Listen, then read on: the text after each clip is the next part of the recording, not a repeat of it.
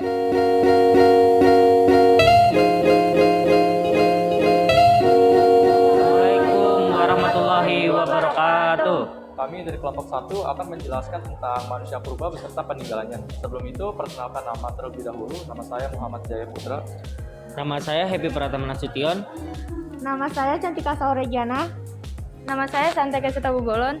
Nama saya Deriska Mulyana. Berkembang di lingkungan yang ideal. Pulau Jawa di akhir kala Pleistosen Tengah sekitar 300.000 sampai 200.000 tahun lalu tampaknya masih merupakan hunian pilihan bagi manusia purba. Pada masa itu, perkembangan geologis sedang mencapai puncaknya. Tanah-tanah menjadi subur. Berbagai jenis tanaman pun tumbuh berkembang. Sungai-sungai selalu mengalir melalui hutan-hutan terbuka. Tempat berkumpulnya hewan-hewan besar dan kecil di sepanjang aliran sungai Bengawan Solo, di sekitar Ngaciu, Ngandong, dan Sambung Macan. Sekelompok manusia purba memilih untuk tinggal. Lingkungan alam di daerah itu memang berlimpah ruah dengan sumber-sumber makanan. Tampilan fisik manusia purba di sini jauh lebih progresif dari pendahuluannya. Di Sangiran, sosoknya semakin tegap dengan tinggi badan antara 165 sampai dengan 180 cm.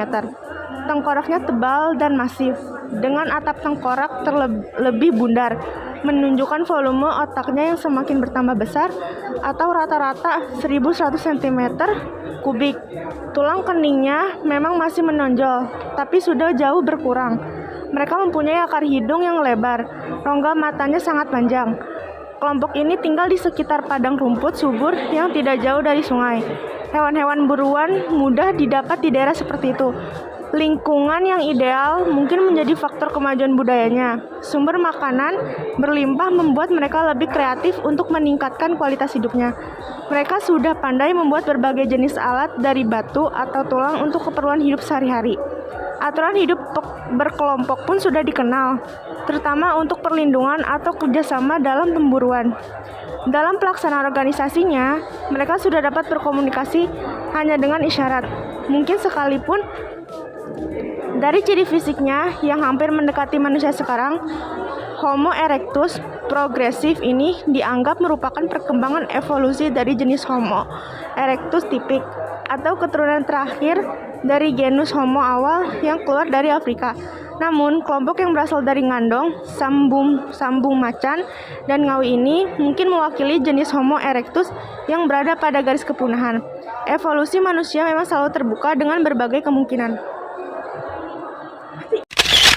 1. Mata baja atau Plowshare hand. 2. Ariet skenet.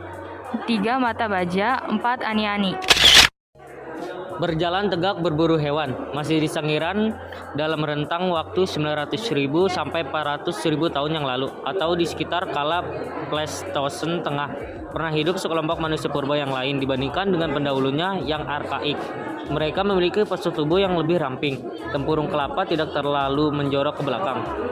Tonjolan tulang kening sudah mulai berkurang dengan dahi agak sedikit meninggi. Pipi kiri dan kanan tidak lagi maju ke muka secara berlebihan. Pada kelompok manusia purba yang tergolong Homo erectus tipik atau klasik ini, pemungilan tampaknya terjadi pada rahang dan gigi-giginya. Atribut-atribut itu merupakan ciri dasar manusia dari jenis Homo erectus, spesies manusia yang telah berjalan tegak. Perkembangan otak dan ketegakan postur adalah dua atribut penting dalam evolusi manusia. Kehidupan manusia masih sangat tergantung pada sumber-sumber yang tersedia di alam, baik itu tumbuhan maupun hewan-hewan yang ada di sekitarnya. Mereka berburu dan mengumpulkan makanan. Mereka hidup berpindah-pindah untuk mengikuti pengembaraan hewan-hewan buruan atau untuk mencari sumber makanan di tempat lain. Dalam kesehariannya, mereka sudah mulai dapat membuat alat sederhana dari bebatuan seperti kapak perimbas, kapak penetak, atau alat penyerpih. Anak tertua dan sang raksasa, Homo erectus arkaik dan Meganthropus. Sekitar 1,5 juta hingga 1 juta tahun yang lalu, hidup dua jenis manusia purba di Pulau Jawa. Jenis pertama memiliki tinggi badan rata-rata sekitar 165 cm, posturnya tegap, hidungnya lebar, belum mempunyai dagu tapi berahang kuat. Tulang tengkoraknya pun masih sangat pasif dengan tempurung rendah serta tonjolan belakang kepala yang masih nyata.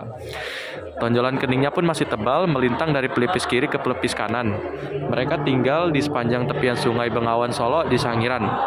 Jenis lainnya adalah individu yang memiliki rahang bawah atau mandibula berukuran sangat besar. Badannya pun tinggi besar dan lebih tegap dari jenis yang pertama. Individu ini memang seperti raksasa. Ia pun diberi nama Meganthropus palaeojavanicus, yang berarti raksasa purba dari Jawa. Raksasa ini dulu juga tinggal di Sangiran. Dari bentuk fisiknya jelas bahwa kedua jenis manusia purba ini berbeda. Cara hidup mereka pun berbeda hingga sang raksasa menyukai pertumbuhan, buah-buahan, dan umbi-umbian. Si anak perning dan kelompok sejenisnya di Sangiran ini agak lebih menyukai hewan-hewan buruan untuk makanan mereka. Sang raksasa mungkin menggunakan ranting kayu untuk mengais umbi-umbian atau batang bambu untuk menjangkau buah-buahan. Sedangkan kelompok yang sejenis lainnya, yaitu si anak perning ini membuat alat pengiris dari segumpal batu kalsedon dari sungai, berupa alat batu pipih berdiameter 2-4 cm. Alat-alat batu yang paling tua ini berusia sekitar 1,2 juta tahun yang lalu, ditemukan di daerah Dayu, bagian selatan Kubah Sangiran. Sekian dari kelompok kami. Assalamualaikum